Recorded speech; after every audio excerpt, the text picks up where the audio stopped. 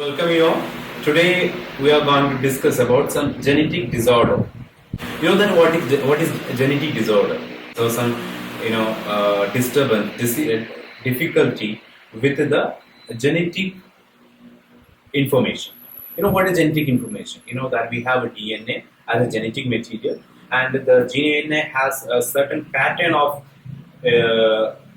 codons. In that codon, in that genetic information, there is any disturbance that may affect our normal traits. That is we call that genetic disorder. And another one thing, that the genetic disorder, it will inherit to the next generation. But it is not sure that it will inherit and it will pass to all the offsprings of the next generation. But there are probabilities that we will be studying about. Here we are going to discuss about some examples of genetic disorder. They are, first one is a sickle cell anemia. What is mean by sickle cell anemia? Sickle celled, the shape. This is the name because of the shape of the RBC. The RBC shape becomes sickled. Those who have this disorder, that's why we call it sickle cell anemia. In 1910, by a scientist called Herrick, observed this condition in the human, this sickle cell anemia. And it is an autosomal recessive disorder. So it is an autosomal recessive disorder. So the chances of inheritance in the female and male are same chances because it's an autosomal. But if it is a sex-linked disorder, the probability, this is depend upon the sex. If the father is having disorder, more chances are for the female, not the male, because the chances we will be studying about. And the cause of the sickle cell anemia. What is the cause of the sickle cell anemia, and what is happening with these persons or this patient, those who have sickle cell anemia? That is, that the hemoglobin, which carry oxygen to the different body parts, to the cells, to the tissues. The hemoglobin, the hemoglobin has 4 chains, 2 alpha chains and 2 beta chains. In one beta chain of hemoglobin, the 6th position of this hemoglobin beta chain, there is a amino acid. The 6th chain, it is a polypeptide chain, a large proteinaceous chain. The protein or the polypeptide chain, how does it made of? That we know that it is made up of several amino acids. Several amino acids make a large polypeptide chain, and which later modified into the protein that we know. This beta chain of that large polypeptide chain in the 6th position, like the first amino acid, second amino acid, third amino acid, fourth amino acid, like it moves and it is become a large polypeptide chain. The 6th position of the amino acid is glutamic acid. But the person who has this genetic disorder, sickle cell anemia, they have, instead of glutamic acid in the 6th position, they have valine. So this condition we call sickle cell anemia. Because of, instead of glutamic acid, it is replaced with valine. This is the reason this disorder is happening. In that such kind of person, there are 2 problems are there. One is the shape of the RBC becomes sickle, and another problem is that the oxygen carrying capacity. So in that beta chain can't carry the oxygen.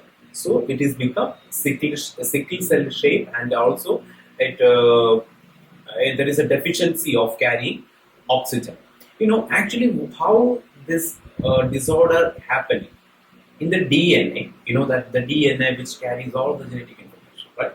The DNA at the position of that 6th amino acid, glutamic acid, there is a nitrogen base, CTC, right? CTC, and when the transcription happen, and this CTC DNA part of CTC, this is transcribed to the corresponding code G instead of GAG, and this is the code of RNA. And this RNA GAG, this code for the glutamic acid, but there is a point mutation happen sometime. There is a point mutation happen, and instead of that nitrogen base T, what happened? There is A instead of T. There may be A appear. This we call, already we have discussed in the mutation. This is we call the point mutation. So after the point mutation, instead of CTC, the normal DNA fragment, it is become CAC. So this CAC, during the transcription process, it will produce an mRNA with the codon GUG, and this GUG is actually called for valine. And remember one thing, in the normal DNA, it was CTC and it is called for GAG, and the GAG is coding for the glutamic acid. And now, after the mutation, CAC is appearing in the DNA and it is transcribing for GUG mRNA, and this GUG is actually coding for valine. So this is the the reason, or this is happening with the person who is with this condition, sickle cell anemia. So in such a person, there may be oxygen holding capacity may be disturbed, and also the shape of the RBC become sickle cell. Now we can see an example chart, a sample chart of this condition. We can see the inheritance of this genetic disorder with a pedigree analysis, pedigree chart. Okay, there is a condition. I will give you a sample condition of a normal man who is marries a sickle cell female, and they have 3 children and 1 boy and 2 daughters. So work out the pedigree chart and see that how it would inherit to the next generation. Okay, a normal man, so it is a blank square, right, and a normal marriage, so there is a single horizontal line, and there is a solid circle which is shaded, so that is a defected female, and they have 3 children. One is a son and 2 daughters. And what is the condition of this offspring, that is not mentioned. So we can make a normal and we can see that.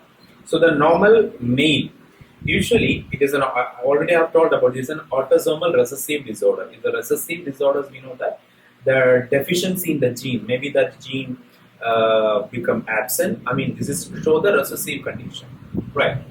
So here the defective gene we are mentioning with the HBS, and the normal gene we are mentioning with the HBA. So here's the first is a normal man. So the genotype of that normal man is HBA, and the female, she is having disorder, disease. So there are two probability. One can be HBA, HBS, the heterozygous condition, and another can be HBS, HBS, homozygous condition. But the third condition, the HBS, HBS, it won't come, because when both the genes are become recessive, then this individual can't survive because of no or very less oxygen holding capacity. This offspring can't survive. Now you see the probability in the offsprings, right? What may be the probability in the offsprings? So in the male, HBA, HBA, and in the female, who is affected, HBA and HBS, the heterozygous condition. So you see, one gene from the father definitely will come to all the offspring. So that is HBA, because it is a homozygous condition. So HBA definitely for all the offsprings, right? Now from the female, in female it is a heterozygous condition. So there are 2 types of parents, HBA and HBS. So in the male there can be one chance is HBA and otherwise HBS. And if HBA is coming in the male, I mean the son, HBA come and it's a normal son. And if S is coming, HBA, if S is coming, HBA, HBS. So it would like sickle cell. In the female also the same, HBA is already there and HBA is coming, it's a normal female, and the HBA is coming from the mother, it would be a sickle celled daughter. In both the daughters, the same condition. So this is the way, and if it is given in the statement that a son or if the daughter is sickle celled, then the condition would be different. Then we can take the HBS person. Now we can go to the next genetic disorder, that is we call the haemophilia. Hemophilia is also called a royal disease, and a royal disease, it is not because of any such a privilege of this disease. This is only because it has been observed in a royal family in England. That's the reason it is called a royal disease. And also it is called a bleeder's disease. And why does it called bleeder's disease? This is because the person who has the hemophilia can't clot the blood. If any injury is occurred, any cut is occurred in the body, the blood can flow, and blood may flow for a long time. It won't clot very easily. And this is because of the reason the clotting factor 8 and 9, either 8 or 9 may be absent. So this is the reason the blood can't clot in this such kind of person. And the hemophilia, the hemophilia, it is a sex-linked recessive disorder. Sex-linked recessive disorder, because the gene of this hemophilia, it is associating or it is carried with the sex chromosome of the human, right? And it is can be recessive. So when it is become this recessive, it would make the hemophilia. And in the person, it is normal, and the dominant gene, they won't make the hemophilia. They will be normal. And the hemophilia, there are two types of hemophilias: are the hemophilia A and the hemophilia B. In hemophilia A, what is happening? There is a non-formation of blood clotting factor 8. And the hemophilia B, the non-formation of blood clotting factor 9. If the blood clotting factor, the factor number 8 is absent or it is non-forming in a person, that is we call the hemophilia A, and in some person it may be 9. 9 is absent, and in the blood clotting factor 9 is absent, getting non-forming. So this condition we call the hemophilia B. And also, unlike sickle cell anemia, here one more condition is there. That is we call the, for the females, one more condition is there. That is we call the carriers. The carrier female, we know that how do we represent the carrier female? This is with a half shaded circle. Now we can see a pedigree analysis of hemophilia. So there is a condition that is we call in the pedigree chart. There is a condition. Just I am giving that condition. A normal man marries a carrier female, and they have 2 children, and find out the possible genotypes. Right. So remember, a normal man is a blank square as a marries a carrier female. Carrier, you know that, right? Carrier female, that is half shaded, right? And find out the possible. So, and also they have 2 children, 1 boy and 1 daughter, and find out the possible genotype. You know that normal man, what is the chromosome in the male? X and Y. And a carrier female, the chromosome of female, X and egg. So she's a carrier. That means in one X chromosome, she's having that, or she's not having, or she's having that recessive gene. So we will be mentioning with a small symbol, a dot, for that defective X chromosome. And they have 2 children, 1 male and 1 female. So this is the thing we are doing. And now we can say how does these chromosomes are inherited, or this gene is inherited. The male, X and Y, both the chromosomes are normal. And remember one thing, this hemophilia, this is the disorder, and this recessive gene is actually inheriting with the X chromosome. This is not a Y-linked gene or Y-linked tracks. So the first one is a daughter, and the father is having a normal X and Y. The Y does not go to the female, only the X will go to the female from the father. So definitely this X will come to the father. And a son is there. And from the father, only Y will go to the son, not the X. So Y is in the male. Now come to the female. The female has a normal X and a defective X. So if normal X is coming to the daughter, it would be a normal daughter. And if that defective X is coming to the daughter, there would be a hemophilic daughter. And come to the son. In the son also the same condition.